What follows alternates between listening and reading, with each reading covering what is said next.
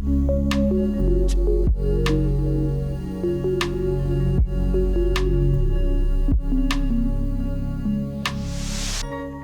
hello there, friends. It's Emma here, the Bookish Princess. Happy Thanksgiving. By the time you guys are watching this, it will be the day after Thanksgiving, so I hope you all had a really wonderful holiday. Right now, I'm still soaking in the last beautiful colors of fall and just savoring the season before it disappears. I don't know why, I've been feeling a little bit glum about the cold days and the leafless trees, although winter has its own magic. So I made myself a little list because it feels like I've had a bunch of bookish videos recently, but I haven't had a kind of sit down and catch you up on what I'm reading. Because last week I posted a video I filmed a while ago with Athos's, my brother, his bookshelf tour, which was so fun. He has so many eclectic books that I want to borrow. And then before that, I posted my Advent TBR. It'll be Advent before you know it. It's just a few days away now by the time this video goes up, and I'm doing a December Advent read-along of The Man Who Would Be King by Dorothy Sayers. It is a play cycle that basically dramatizes the Gospels, so Christ's life, so I think it should be excellent for Advent. Christy Lewis, Dostoevsky in Space, she invited me to join in, and we have a couple other booktubers co-hosting as well, so hopefully you guys will be able to get a copy of either the audiobook or the print version to read along with us. I'm very excited to get started on that. But anyway, the things that I've been reading this fall, I did, of course, post a fun Wooty Readathon wrap up, but I filmed it at this beautiful haunted mansion that was such an excellent backdrop, but I hadn't actually finished all the books. So I did, at the end of the month, do a little post on my blog, bookishprincess.substack.com. If you're interested in hearing more about Radcliffe, Rebecca, Paralandra, I had lots of thoughts about those. They were all excellent, excellent suspenseful, spooky reads, and definitely got me thinking. And the heir of Radcliffe, that apparently is mentioned in Little Women, and I think that Jo, there's a passage about how she just is sitting crying over the heir of Radcliffe, and now, having read it, I can definitely relate. Even though I knew what was coming, I just was crying when I got to that part, and I don't usually cry.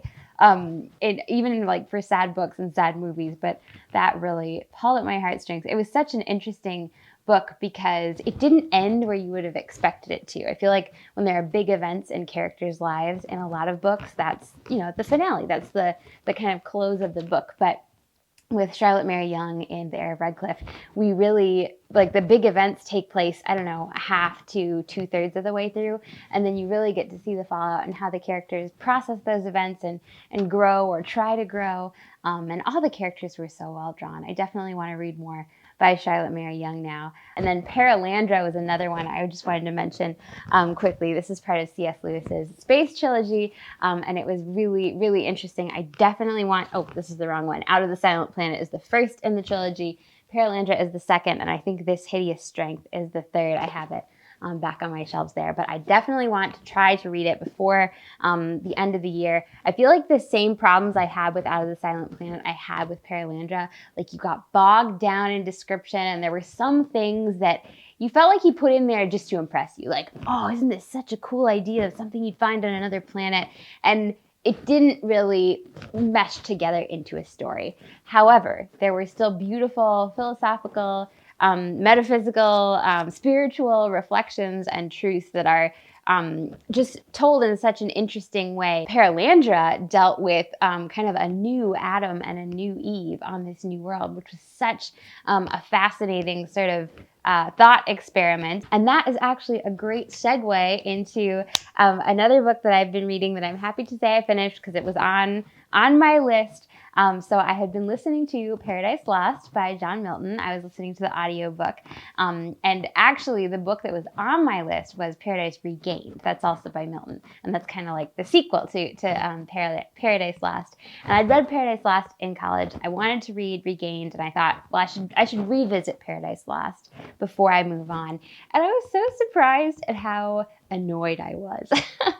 I think I told you guys one of the biggest annoyances. There were lots, but the biggest one for me was that famous line that everybody quotes from Milton of, he's going to justify the ways of God to men. That's what Milton says that he's going to do in Paradise Lost. And I would say he does not do that at all. He doesn't even try to do that. What he does is he delves into the ways of the devil, and he describes them very, very thoroughly. Of course, I think it was Blake said that, Milton was of the devil's party without knowing it. And Dorothy Sayers wrote about how he just got swept away by the devil. I guess that's the charitable interpretation. It's like, did you set out to write about the ways of God and then you just decided to go with the devil as your protagonist instead? Or like, did you say that and you didn't mean it? Like, I don't know. It shouldn't bug me this much, but I'm like, Milton, don't say it if you don't mean it, if you're not going to at least try. One of the things that's annoying in Paradise Lost is that, like, the devil has the last word, basically. I feel like no one really effectively pushes back against the devil, whereas in Paradise Regained, Christ is present in Paradise Lost, but he's the protagonist in Paradise Regained, and he has the last word. So I felt like I was a little bit reconciled to Milton in Paradise Regained, because I felt like he was at least more, consistent and coherent and back on the right path, and, had the voice of Christ answering the devil and calling out his lies. So insidious. The way Milton writes about the devil, the way he writes about evil, it's just very accurate. Evil isn't this like big, obvious threat of force. Like, it can be subtle and sinister, and you don't recognize it coming, like the snake in the Garden of Eden. As I mentioned when I was talking about Paradise Lost, Milton is a master of words. He is a showman. He does obviously do an excellent and lavish job of, painting a portrait of these biblical scenes. It's kind of like, someone who took a book and turns it into just a lavish film adaptation. Milton takes stories from the Bible and turns them into these lavish, literary poems. So Paradise Lost is obviously the story of Adam and Eve. Paradise Regained is quite a bit shorter. It's only 4 books long, and that is the story of Christ's tempting by the devil. So Christ was in the desert for 40 days, and the devil came and tempted him. And that's told in the Bible, but it's a fairly brief description, whereas Milton really goes in and fills in all the details. There's a lot of symbolism and a lot of mirroring just how the devil tempted Adam and Eve with an apple. At one point, the devil tempts Christ with like this whole banquet table. And he says to Christ, surely no one has told you not to eat any of this. Like, you're the Son of God. Everything belongs to you. Why not have a meal since you're hungry? To whom thus Jesus temperately replied, saidst thou not that to all things I had right? And who withholds my power that right to use? Shall I receive by gift what of my own, when and where likes me best I can command? I can at will, doubt not, as soon as thou command a table in this wilderness, and call swift flights of angels ministrant, awaiting glory on my cup to attend. Why shouldst thou then obtrude this diligence in vain, where no acceptance it can find? And with my hunger what hast thou to do? Thy pompous delicacies I contemn, and count thy specious gifts no gifts but guiles. I love that. No gifts but guiles. Like, you see, there's a lot of that out in the world. Somebody tries to paint something as a gift, tries to paint themselves as compassionate or on your side, but like, they are absolutely not. And so it's very satisfying to see Christ just call out the devil. Like, still don't fully trust Milton, but definitely a little bit reconciled to him. I was just listening to the LibriVox version again, and of course you can get it on Gutenberg. I don't think I've showed you guys my new phone case. Isn't this adorable? I got it custom made. There was a coupon code on, it was Zazzle, so it wasn't even all that expensive, but I took this illustration from the Book of Cymbeline, where I thought it'd be fun to have it as a phone case. Yes, if you're looking for a Christmas gift for a cat lover and you haven't picked up a copy of the Book of Cymbeline yet, it's available on Amazon as an ebook, Kindle ebook, and also as a paperback. I still am planning to get out some future installments of the Book of Cymbeline. So this one was summer to fall. The next one I thought would be from fall to winter. I would have liked to get it out in time for Christmas, but it just wasn't going to happen. My kind of target date is February. Valentine's Day. Hopefully I will be able to get the next Book of Cymbeline out by February. That will be very satisfying. But if you haven't yet checked out the first one, make sure you do that because it's very sweet. And if you have a cat lover in your life, it would be a perfect gift. So I have one other classic. I'm enjoying it so much. It is so beautiful, so much depth. Pascal wants to, justify the ways of God. He's interested in the ways of God and like wants to actually dive into them and understand them. This book I also read in college, and I remembered really enjoying it and finding a lot of richness in it. But it had been a long time since I last picked it up. Pensée is actually the notes on a book that Pascal planned to write. So it's so fascinating. I was reading the introduction. Usually with classics, I skip the introduction because so often these days it's just somebody telling you what you ought to think about the book. And it's like, you should read the book and decide what you think. And then you can read other people's thoughts and other people's analysis and measure them up with your own understanding. But you shouldn't just read somebody else's slanted take on the book. But luckily, this introduction is not slanted. It's written by this translator, A.J. Krailsheimer. And so he explains kind of the background of how Pascal, he was a brilliant mathematician, brilliant thinker of his day, but also a very faithful Christian, a faithful Catholic. And he was involved in some kind of religious squabbles and religious tensions within the church. And he did do some religious writings pertinent to that, which I'd kind of like to go and look up now. But this was meant to be, it never even had a title. So the title that they give it is just kind of a theoretical title. It was meant to be an apology for the Christian religion. So, just all about why Christianity is important and why it's not just important, it's fundamental. At Mass recently, the priest said that the reason for human existence is our relationship with God. Like that's the whole point of existence. People wonder, why are we here? What's the point? It's our relationship with God.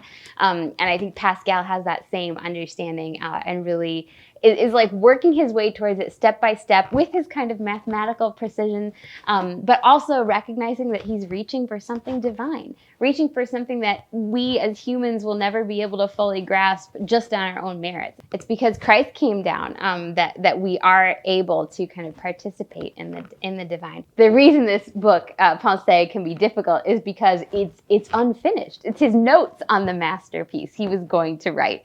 So sometimes there are some duplicates or just a little fragment of something he was going to fill in or going to come back and explain later. I've had this book on my list to reread for a while, and I feel like every time previously I picked it up, I just didn't get into it. So if it's difficult to get into it first, it's definitely worth the effort. And maybe reading the introduction first will actually help you because then you'll kind of understand the background of it. And I should say, not all of it is fragments. There are some quite long and lengthy sections that obviously he had basically completed his argument for that. In the introduction, the translator was saying that the original manuscript, Pascal would write it out on like a big giant piece of paper, and then he would cut the paper into fragments, and then all the fragments that he wanted to be together in one section, he would sew. They would sew them together in with a piece of thread, and you can see the needle mark in the corners of these original papers. But I had a couple other books I wanted to tell you about really quick. I had the suspenseful reads for Boo to You, and then I've had these classics, which have also been good, but have a lot of depth and can take a little bit longer to get through. So I did want a little bit of a palate cleanser with some lighter and fluffier books. I have been reading the Blue Sapphire, so this is actually our November read for my Bookish Kingdom book club. We chat about the books on Discord a little bit, and then we all have a video chat at the end of the month where we all get together to talk. And the Blue Sapphire, let me just make sure I have the right date for it. The Blue Sapphire discussion is going to be on Saturday, December 3rd at 1 p.m. Eastern. So if you're not on the list yet, you can send me an email and I can get you added to Discord and get you on the list that we emailed a video link to. But this month we're talking about the Blue Sapphire by D.E. Stevenson. It's been fun hearing people's reactions so far. That this is a little bit of a quirky D.E. Stevenson. There are just so many different elements to it. D.E. Stevenson also wrote Miss Bunkle's book, the Mrs. Tim books. She wrote, in the kind of 30s and 40s, Great Britain, just very cozy books, but books with a lot of depth. Her characters are very warm. This is fun because there is like a little bit of a mystery with the family. And then there's also a stranger that the main character meets at the very beginning. And he also has like a little bit of adventure because he just got back from Africa, where he works in the mining business. And there was a sapphire mine in Africa that also features largely in this. And then there's a visit to Scotland. There's a hat shop. Julia, the main character, needs a job and ends up working at this hat shop. And those scenes are just so adorable and so charming. So anyway, I've been having to like hold myself back and not let myself just sit down and read this like all in one day because it's so delicious. I don't like to put it down, and I love how all the different elements just add some interest and the way they all come together in the end. I also have been reading some more Lorna Hill books. So I mentioned these books at the beginning of the year. Dancing Peel is the first one in the series. These are set in the border country. I've unintentionally been taking trips to Scotland with my reading recently because the Blue Sapphire, part of it takes place in Scotland. And then this, of course, is the border country and Scotland, and also way up north to the Isle of Skye, because one of the characters is from Skye. So you get the dancing, you get the dramatic Scottish landscape. We follow Annette Dancy, and her dancing career. And in The Little Dancer, she is working hard. She got to be in a ballet sequence in a movie. So she's had this struggle of, should she go to Hollywood or does she want to stick with pure ballet? And she loves dance so much. It's just really beautiful to see. I feel like I liked the first two a little bit better. These two feel a little bit like the author had a popular thing going, and so she just wanted to continue it.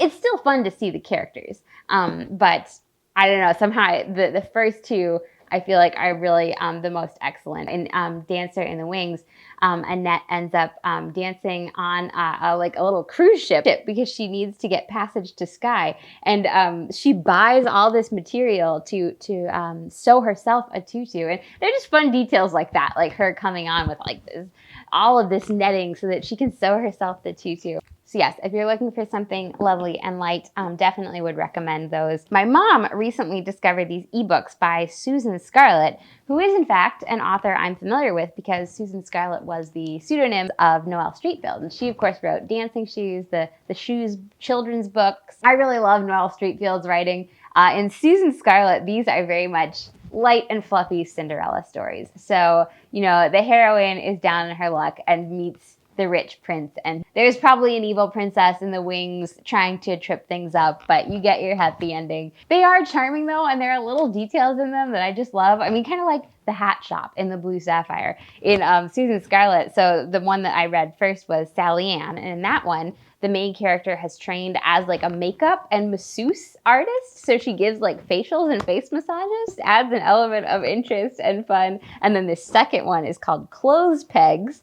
And it's called Clothes Pegs because the clothes peg is the model. This is also set, 30s and 40s. And these women are modeling clothes for rich and wealthy clients. But yeah, the heroines are very likable, very well-grounded. And then the last book that I thought I would mention really quickly is a Scottish author taking us back to Scotland and the border country, O. Douglas. So I read... Oh my goodness, why is it so hard to remember the titles of these? The two that I just finished were The Day of Small Things and Jane's Parlor. The first one was called The Proper Place. So I think I mentioned when I talked about The Proper Place that this is more about the people and the neighbors, and it feels like you're just in the characters' lives. You're going to tea with them and you're there for the whole long drawn out conversation, and like you're hearing news that you already heard from another character, but you're hearing it in a different voice. And like, it's just very newsy and cozy. And in that way, I do really enjoy it.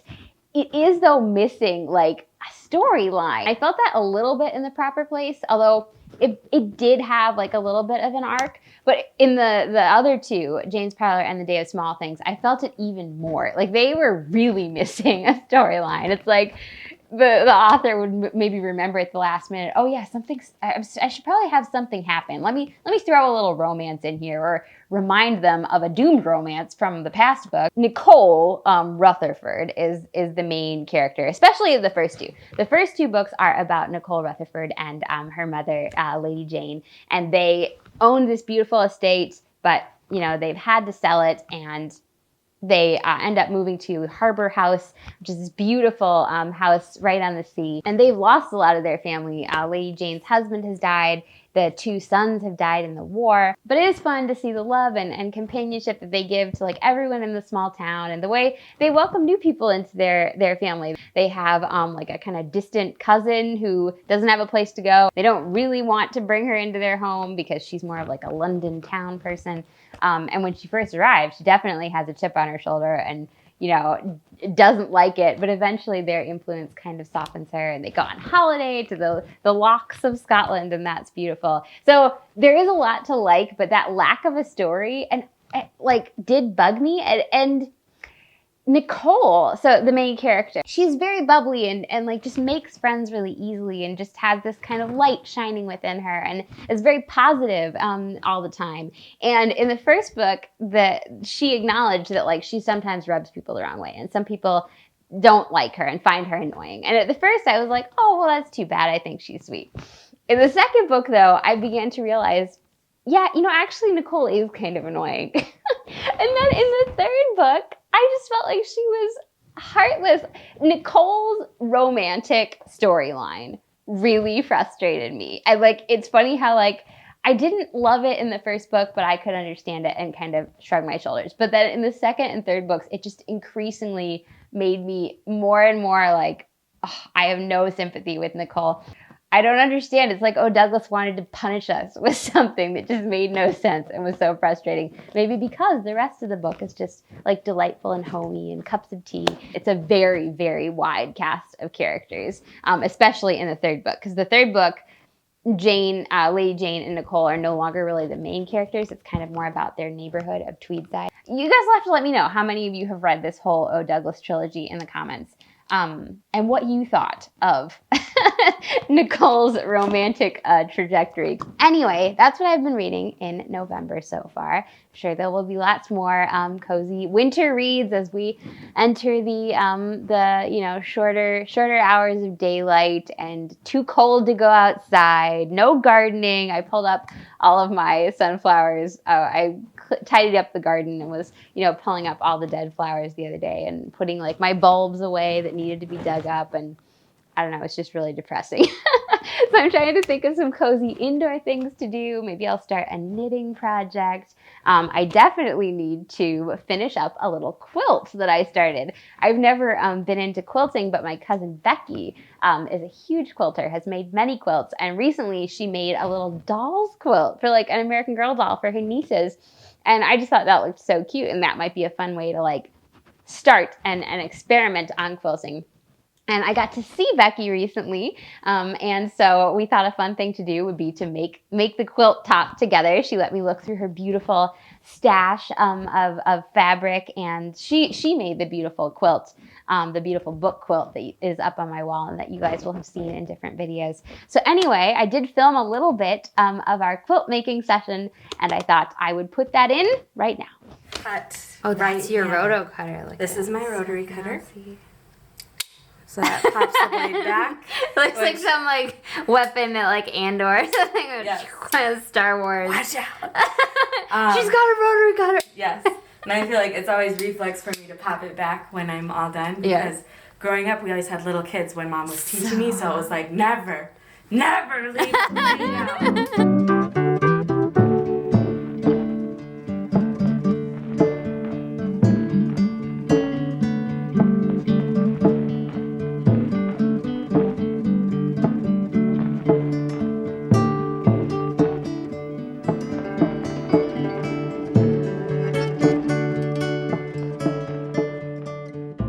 It almost seems a pity to cover it up with back. The back, I know. My It's goal kinda is pretty. always to make the back.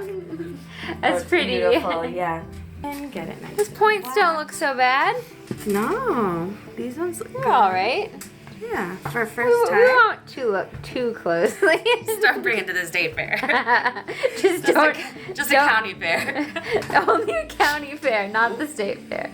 Oh, here's Becky's iron. Both Becky's iron and her sewing machine have personalities. The iron is very temperamental, constantly sighing, whereas the sewing machine is just an old warhorse that Yes. takes every pin you throw at it and jumps in like jumping a Yeah, I mean, I've broken style. several needles hitting pins and too thick of fabric. Wow, look, so there's the inspiration. Samantha's quilt. So obviously we have not actually finished. I'm gonna finish the quilting part. This is the a whip This or is a work in UFO, progress. unfinished object. Yes, or a quilt top. All you need is the border if you want to add one, and then the backing fabric. This also has a layer of flannel in the middle just to give it a little bit of a heavier feel. And then I know you've been asking about the hand sewing. This I actually did all on the machine. Like this is all machine stitching. Yeah. Do you usually do this by hand on a big quilt or? Yeah. Well, it depends on the quilt. Usually, like for my nieces and nephews, I do this quilt. I did do this one all by machine because this one was it was just for me, and so I thought, well, it won't be a big deal. But it's better to do it by hand for Yeah, well, I think I just wanted to do more quilting on this one, and this quilt had so many seams that it would have been tricky to do by hand. I do have the one in my bedroom has hand quilting. This was my COVID quilt. And the orange is hand. Orange, that does look really pretty. I just feel like I like the volume of, because it's a very this is a very modern quilt. This is a kit that I bought with the, I never just buy solid colored fabrics. Yeah. So I feel like the stitching really makes it. Yeah. I love how this quilt turned out. It's so really cute. Nice. So if I hand quilted it, I could do a different pink thread or something, you know? Pink thread, whatever you want. You can contrast, you can match it. You can just whatever you want. So here's a third option of a quilt where you could just tie it. This is the quick and dirty kind of method. Wow. These are all the ties, yeah? Yeah, because I made, so this is a quilt top that one of our great-grandmas started and never finished. So I got it. So usually it would have batting. This is just a doll's quilt. We just use a little flannel. I didn't want it to be so thick, yeah. Sometimes I do this for baby blankets, too, that, they don't need to be super heavy. And sometimes flannel is just easier to work with than batting. We'll do a part 2 where Becky teaches me the actual quilting part. Still, this was really complicated. This is actual quilting. I feel like this would have taken me so long by myself, too, because it would just take time to make sure you're piecing out everything correctly. Right. Whereas you've done it so many times. When I was telling Emma, I don't think this is technically a beginner pattern. I mean, not that you couldn't figure it out, but it's just you'd have to be an ambitious beginner. So. This is so cute. Becky did this, too. She added these to the bed. And these things, too, right? Yep. It came out so adorably. This is just IKEA. And then I made the mattress and the pillow as well. Oh, look at the little buttons. That's so fun. Love it.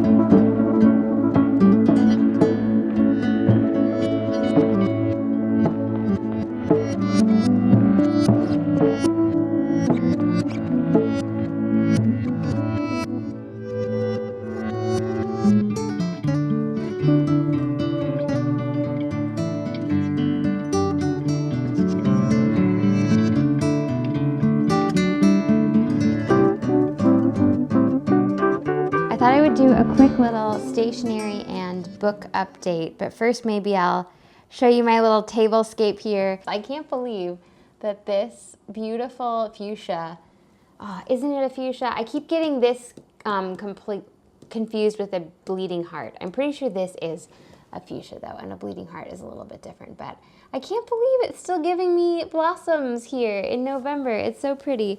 And the terrariums that I made with Kate are looking very nice. These pins, you guys might recognize them. I saw them first at our at Disney World during our trip this past summer, and I absolutely loved them. and they were way too expensive to buy at full price. It was like $36. But when I got home, I saw that some of them were available on Shop Disney for like super cheap. I think some of these were like $4 and some of them were $8, which is a lot of a come down from 36. So I bought the 4 at the back. And these 3 I had been really wanting, but they were still full price when I looked.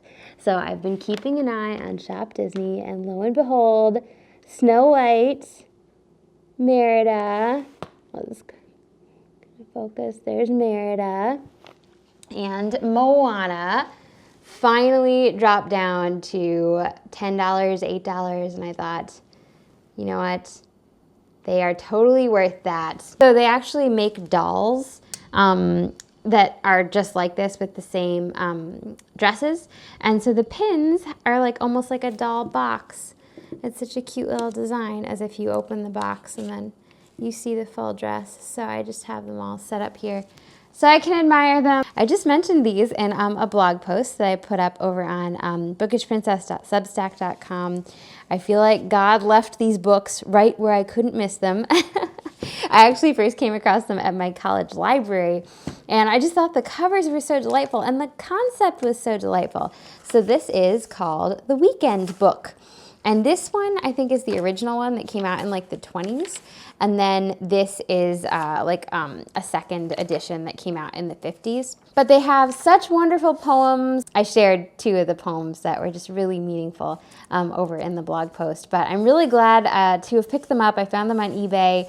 And now I'm going to read through all the poems. And then they have other things. Like the whole idea is just things to while away the weekend. So they have first aid, architecture, just all these little factoids. They have songs, and just all sorts of interesting things. So yeah, looking for lovely things to, occupy myself with during the colder days. I think these books will be absolutely wonderful. And then I have some stationery as well. So one of my lovely subscribers sent me some things from her new Etsy shop. These are from Eleni, and her Etsy shop is called Bunny Tails Studio. And they're just so cute. How adorable. Bookish buddies. Open this up. I have to decide where to use these. I love this one. It totally gives me like Jin, astronaut, BTS vibes, and then the cute Halloween designs. And yeah, these are all very bookish. Aw, look at all the little critters. So sweet. That is just charming. So thank you so much, Eleni. You can definitely go check out her Etsy shop, Bunny Tails Studios. And then I have shown you guys one of my packages from Neko Post. This is a stationery subscription from Japan that I signed up for, and they just have such lovely things. This was their Christmas postcard. Neko, I think, means cat or kitty in Japanese. Here's some cat stickers. It's the most recent package. Look at this one. Deco sticker, fantasy trip.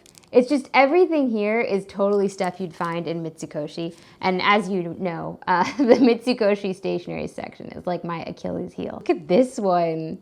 Oh my gosh, this will go so well with the Bunny Tails stickers. But yeah, look at the the cake. See what famous places and things Santa has found all across Japan. And it's almost like a advent calendar where you can like lift the flaps. In Niigata, there's sake. In Fukushima, there's peaches. In Miyagi, beef tongue. Oh my goodness. In Ibaraki, natto. So yeah, these are just so fun. My brother studied abroad in Japan, so I'm thinking I'll send him one of these. I think I'll send him this one because, he traveled around and so he would know all these places. Season's greetings with Santa. Are you ready for this? Get ready for this. Isn't that fantastic? All the little things, and then Santa. Multiple Santas celebrating Christmas in Japan. Why not? since there were some Christmas things in that, I thought I would show you my Christmas cards. My mom found these. They are vintage Christmas cards, and they are almost too beautiful to send. Aren't these so fabulous? I love the vintage, and like the way it's like a piece of paper almost, folded into 4. They don't make them like this anymore, you know? Just so beautiful, and even like the quality of the paper, I feel like it just has a really special quality to it. That one's so elegant as well. Like the characters in White Christmas, which White Christmas is possibly my favorite movie of all time, and I could totally see them sending these. It's fun to have my Christmas cards ready, although I feel like it's a little early for the Christmas cards. I haven't even gotten my decorations out yet. I need to do that too.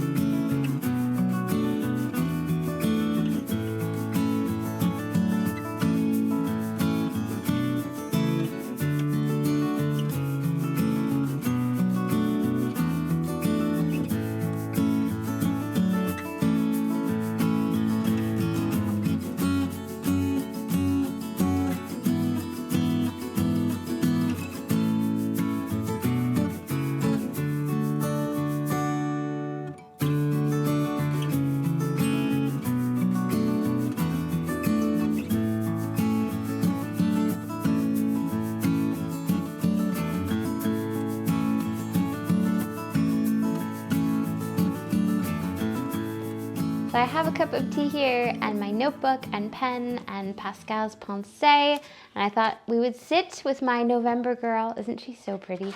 I think this might be my favorite of all of the calendar girl dresses. It's so lovely. But anyway, I thought we would sit and chat about some quotations from Quotes, because I wanted to copy some out and share some with you guys. I feel like Pascal is very pithy and quotable, but all of his ideas do connect back together.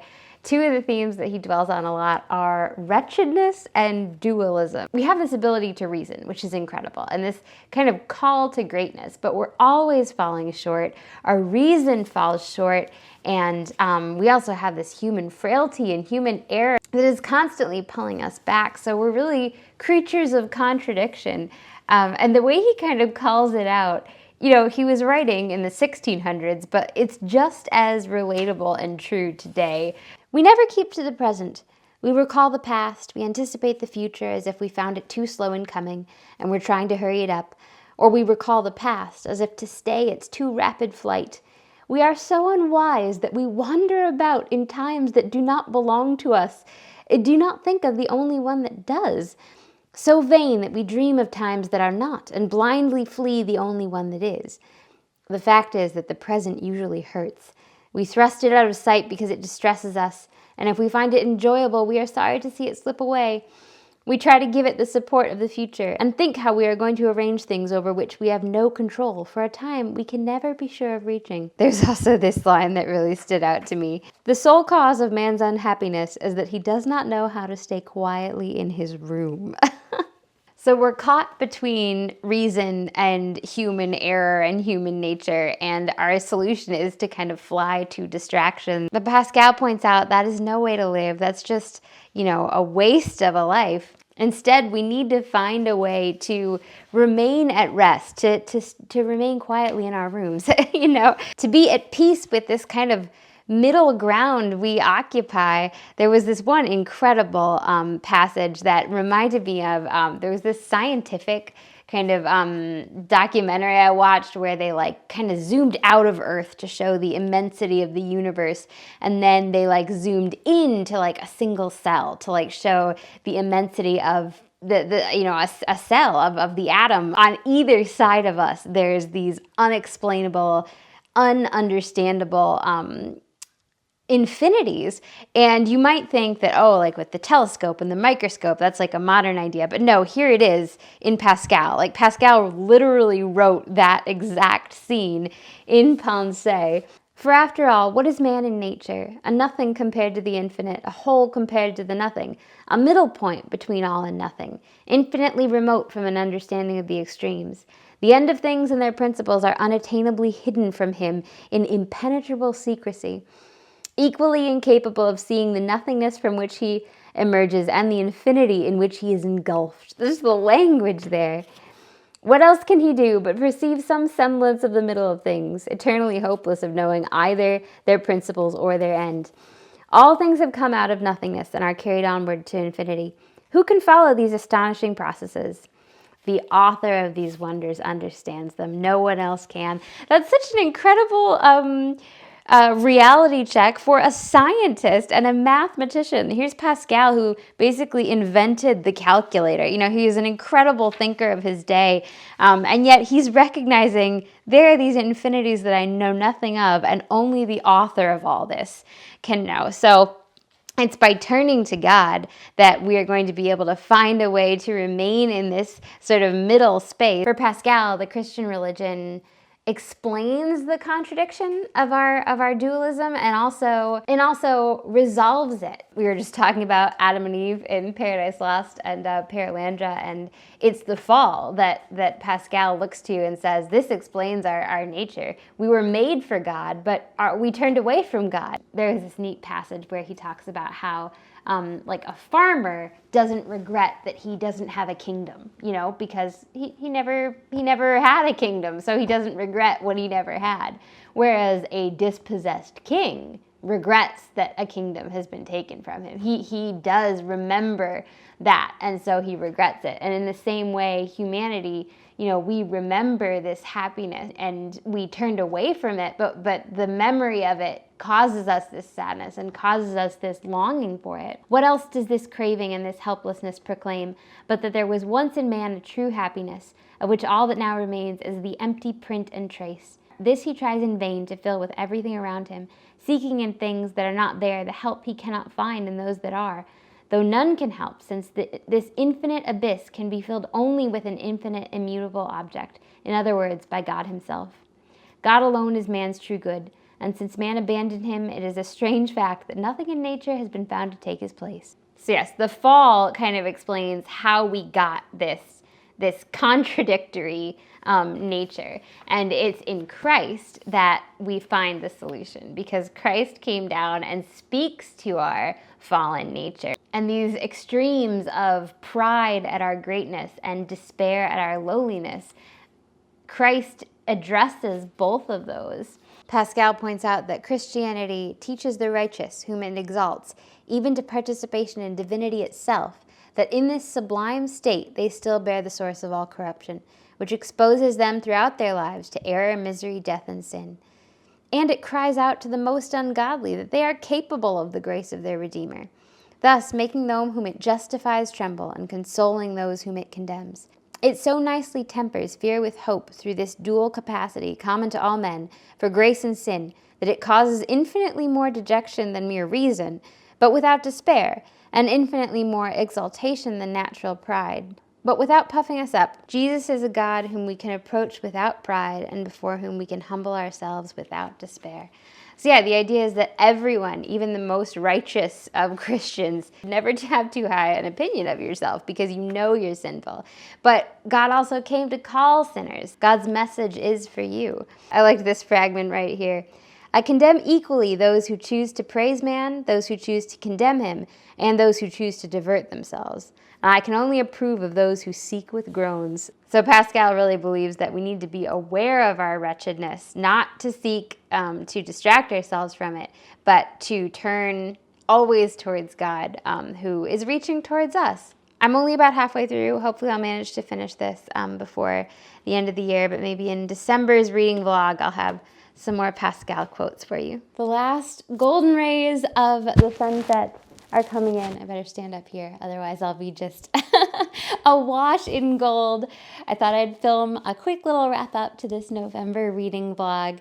I know that my reading vlogs are always so many different things. I'm thinking maybe in the new year I will try to, I don't know, pare them down, focus them a little more, maybe post like weekly reading vlogs, because the monthly ones do kind of become a very, very large, long piece. But I hope you guys just enjoyed this fun little slice of November. I'd love to hear what you've been up to and what you've been reading. I did want to give you a quick little update on some of the books I mentioned in my Advent TBR that I was thinking of buying. I did end up picking up the Blessed is She Advent Journal, Peace.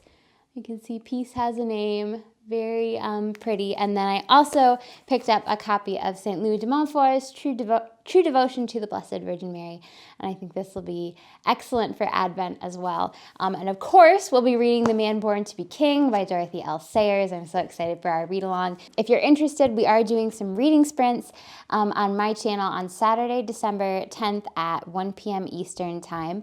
And we're going to do a live show for The Man Born to be King at the end of the month on New Year's Eve, December 31st, on Christy's channel, also at 1 p.m. Eastern, 10 a.m. Pacific. That's about it from me. I hope you guys enjoyed the video. Don't forget to give it a thumbs up if you did, and make sure you're subscribed. I'll talk to you again soon, and until then, stay bookish. Bye.